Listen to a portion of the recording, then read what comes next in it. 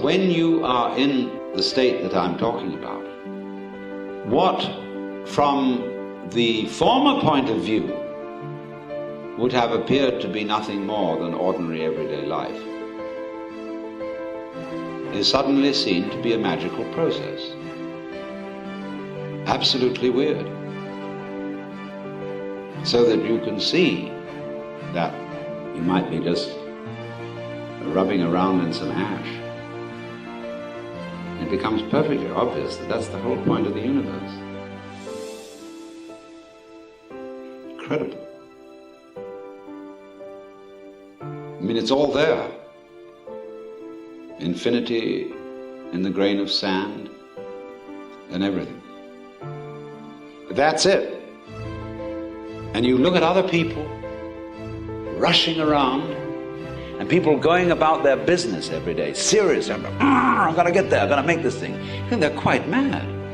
You feel sorry for them. You don't feel angry at them. But they're quite mad. They don't realize that now is it. That's where it's all going, as well as where it all comes from. The Alpha and the Omega is now. The whole surround of us is completely magical.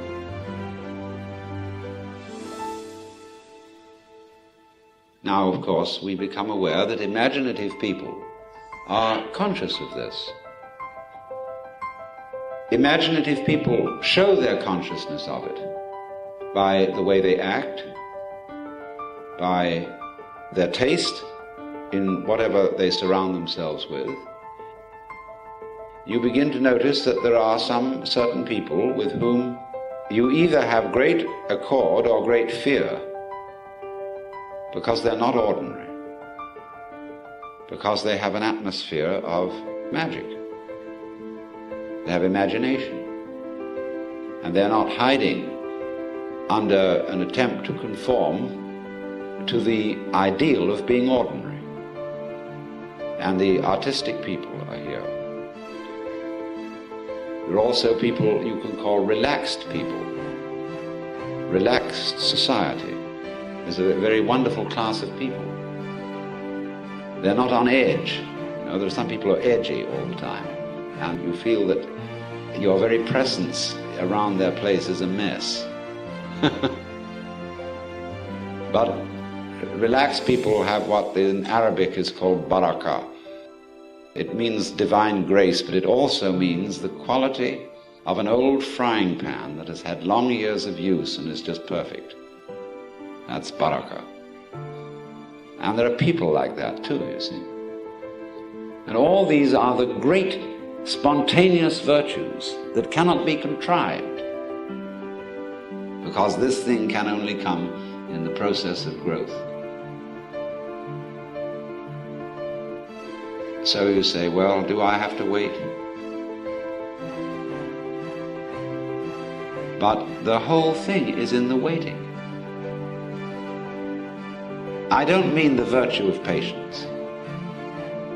I mean waiting when there is nothing to do but wait. And when you see there is nothing to do but wait, then it happens. But it won't be hurried.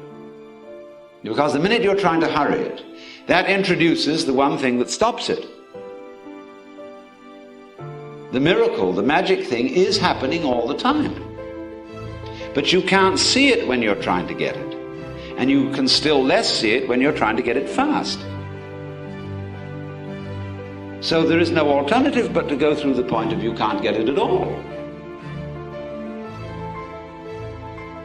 You are going to be you. The same slob you've always been. See? You can't change it. And all your good resolutions are just bombast. And then you start to be real.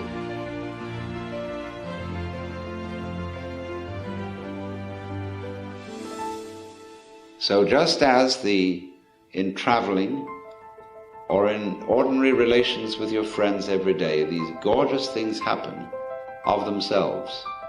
Those are the true pleasures. So at the level of mystical experience, the most astounding insights, where you can go into the deep, most trivial, everyday affairs, as containing the entire secret of the universe. Any point becomes the takeoff point, because there's a principle in operation which the Japanese call Jiji Muge. Everything event implies all the others. And here, in this way, you begin to see that that is actually so. Because you see, there are no separate things. It's all a single unified process, no longer divided into the voluntary and the involuntary, the I and the you, or the I and the it. Because it is the big happening, which is neither voluntary nor involuntary, which is neither free nor determined. All these are mere ideas about it and about. You've abandoned all that. You've abandoned philosophy totally, because you see it's just a net designed for catching water. And when all that's gone, and that whole attempt to clutch life, to capture the pleasure, has disintegrated, there it is. And you needn't feel anxious about, will it stay? It's a gorgeous thing to feel you've no longer got to worry whether it will stick around.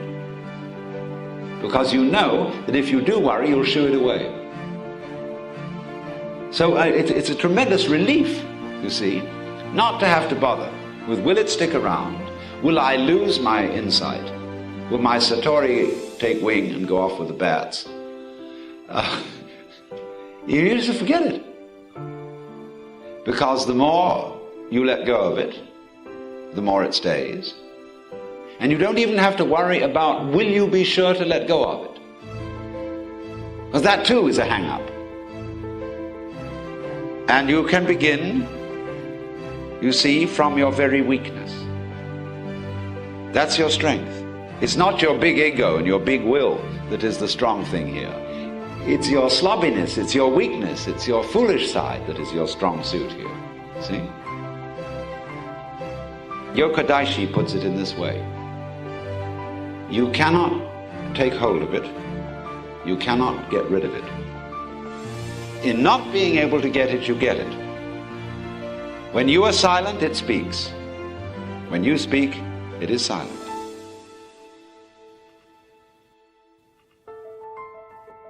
The great gate is wide open, and nobody obstructing it.